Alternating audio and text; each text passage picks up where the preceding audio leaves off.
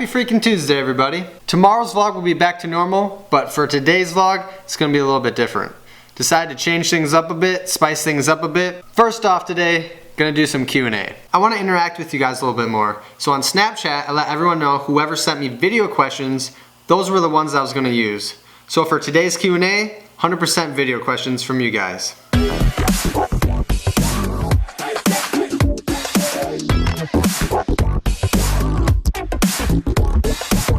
I've not looked at any of the questions, so when I open them up on camera, it'll be the first time I'll have seen them too. What's your favorite part about living in Oregon? Favorite part about living in Oregon. Before moving to Oregon, I had no idea how dynamic of a state it was. You have the mountains, you have the ocean, no mosquitoes. I don't mind the rain, and the winters are so mild compared to Wisconsin. Brendan Namanishi, one of my Patreon pledges. What's the best moment you've had in high school? The best moment I had in high school. That is a tough one. I gotta think about that one for a while. Probably when I graduated, because then it meant that finally all the schooling that was mandatory. One of my favorite moments was playing on stage as the main band for this event that our school put on every year called Frolic. It was kind of like a talent show, but it was more for prom, getting ready for it, and just the students kind of put on this show. And as a sophomore, the band I was in, Point of Origin, great name. We got the main band as sophomores, and all the senior girls were kind of like yelling my name when I was up there. Or maybe I was imagining it, you know. I just thought that was like a highlight, like, yeah, I'm a sophomore, all the senior girls be into my style. Cameron Williams. Hey Jake, what cities are you planning on going to in Illinois? For sure Chicago. I plan on visiting the state capital in each state. Other than that, I don't know. If you have any suggestions, fill out the 50 state questionnaire. I'll put it in the comment below. It's really simple now. All you actually have to do, it's actually preset where you just fill it out and hit submit. You don't have to email it to Ken Nelson anymore. It just all gets collected in a data collection area on the interweb. What advice would you give for young adults trying to figure out what to do with their life? First off, try as many things as possible. Do as much and experience as much as you can. As a young adult looking to find where you fit in this world, what's your thing? The more experiences you have, the more dynamic of a character you'll become. You'll learn what you're good at, you'll learn what you're bad at, you'll learn the things you enjoy, you'll learn the things that are like triggers that just put you in a bad mood. You'll learn about situations you want to be in, things you can see yourself doing. Try college, drop out of college, try full-time jobs. I mean, and second off, don't get yourself into a situation where you don't have other options. You always kind of have options. However, if you have a kid and you're 18, now your options are a little bit limited if you want to be a good parent and take care of them. If you can keep freedom a part of your life as long as possible, that opens up more opportunities to do different things, go different routes, choose different paths. From my own personal experience, straight out of high school, I tried the college route. Wasn't for me. Tried the military route.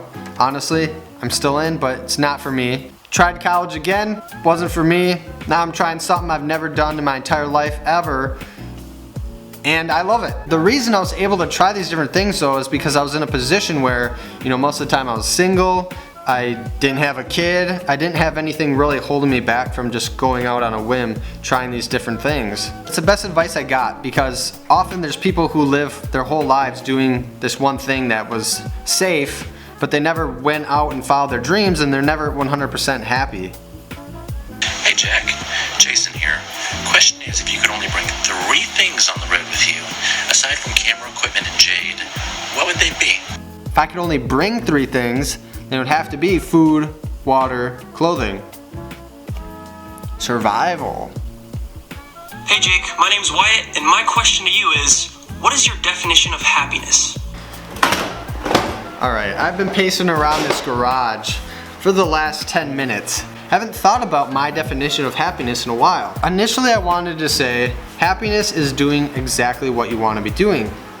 However, this isn't always the case. For example, I guarantee you that there's someone out there who's retired young, is wealthy, they can do whatever the heck they want to do every single day, but they often have days that they're depressed or they're sad. Even though they have all this freedom, all this wealth, they can do whatever they want, they're not happy. On the opposite spectrum, there may be somebody who's working as a janitor, has 10 kids, barely can pay rent, but they're singing all day long and they come home and they're so happy to see their kids. They got like no worries in the world. There's people on that end too. When it comes down to it, they're mentally stronger. They really are. They're mentally stronger than that person who has all the freedom all the time, does exactly what they want to do every day, even though this person's, maybe they're working 12-hour shifts as a janitor with 10 kids, they barely can get food in their mouths and they barely can pay rent. Maybe they're gonna go bankrupt soon, I don't even know. But they're just like the happiest person. You maybe know somebody like that. You maybe know somebody on both ends. Someone who has so much money but they're mad all the time and my freaking Lamborghini got scratched on it, oh, the whole day's ruined. This guy's got like an 84 Honda Civic. Got it started today. Yes, happiest day, best day ever. When it comes down to it, happiness is a state of mind. It's mental. So my definition of happiness is seeing the best in every situation. If you can see the best in every situation, nothing negative can happen to you. I turn 25 next month.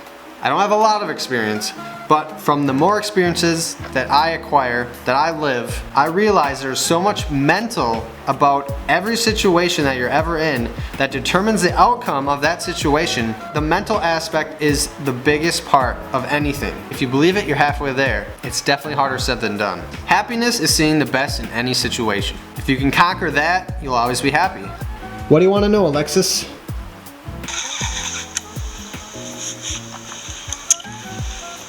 Come to Australia. Great question. Yes, I definitely want to go to Australia one day. John Dickham. The ultimate question. AR or AK? Commonly we think of ARs good guys, AK-47s bad guys. AK-47s have been known to be one of the most reliable weapons you can buy. I know there's been tests done. I think the AK-47 wins in reliability and things like that. I personally like the looks of the ARs. Throw a 308 barrel on there, get a huge scope, rail mounting system. I'd personally probably go with an AR. Josh Gibby. What's up, Jake? My friends just want to know what your pooping situation's like in the Jeep. Something I don't cover very often, and something actually I forgot to cover on my initial How I Live in My Jeep Wrangler video. A lot of people are wondering, number 1, number 2, number 3, where do you do it? Without getting too detailed and graphic, I always do carry toilet paper in the Jeep, just in case. Maybe ate bad chili? I don't know. If you gotta go, you gotta go. Anywhere you can find a bush, a tree, a stump, a rock, a squirrel. Move, squirrel, move! Chocolate covered squirrel. So in those situations, anything goes. Pretty much. I won't, normally, gas stations, gyms. If I'm driving and I don't need to stop for any reason other than to go, I'll just stop. Also, if you're like a night pooper, then that would be kind of tough, because normally if you have camp already, then you're gonna be forced to go somewhere outside every night. However, if you got your schedule down, it's funny talking about this, if you got your schedule down to go in the morning or times of the day when you're maybe gonna be getting gas or gonna be editing vlogs, then you just go like a normal person goes. Bailey Boyens. Jake, my question is, are you as energetic off the camera as you are on the camera? What do you think, girls? Also, when you make it to Utah, can I join you on the Jeep trail ride if I'm in a Toyota 4Runner? First question, normally yes. Sometimes even a lot more. I actually have to tone it down a little bit for the vlogs. Vlogging every single day, it really teaches you a lot about yourself. Let's say I am just kind of down for whatever reason.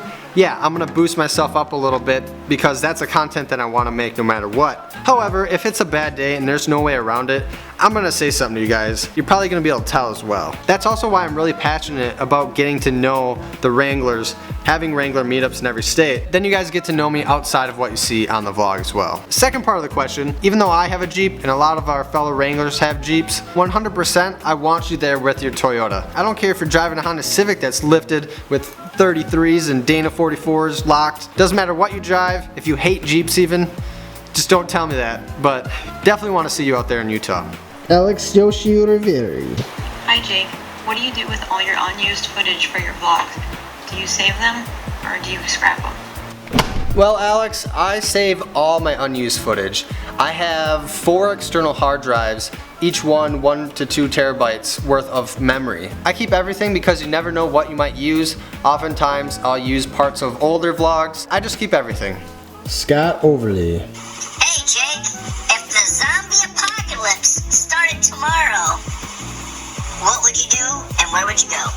Yes, a zombie question. If that happened tomorrow, I would get as much food and water and ammo as I could fit into the Jeep, and I would start heading back to Wisconsin. Heading back to where all my family lives. If I made it there without turning into a zombie, and my brother and I talked about this kind of, we'd head north into Canada, if they let us across the border that is, or maybe we'd have to sneak across the border, and we'd try to survive off the land somewhere out there. Go off the grid. What's up, Austin? Hey Jake, would you ever consider getting a dog? Definitely. And if anyone has any suggestions on breeds they think would do well living in the Jeep, let me know. I can't say when I'm gonna get a dog, but I highly doubt I'm gonna finish the 50-state road trip without a dog. Last question.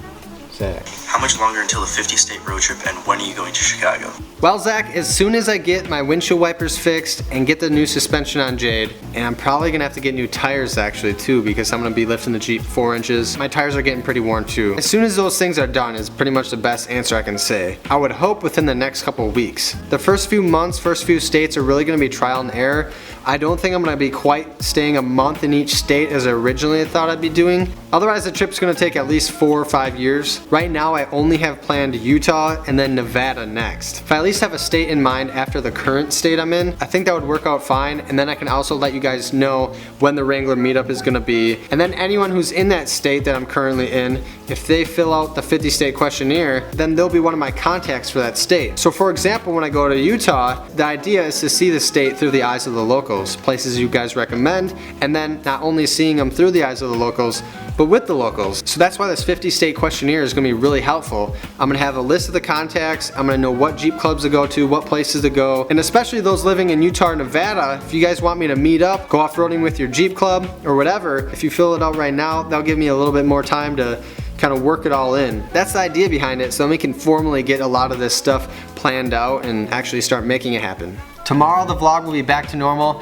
Really appreciate all of you who sent me in the video questions. That was awesome. And as always, Wranglers, thank you guys so much for your support and for hanging out with me. And I'll see you guys tomorrow.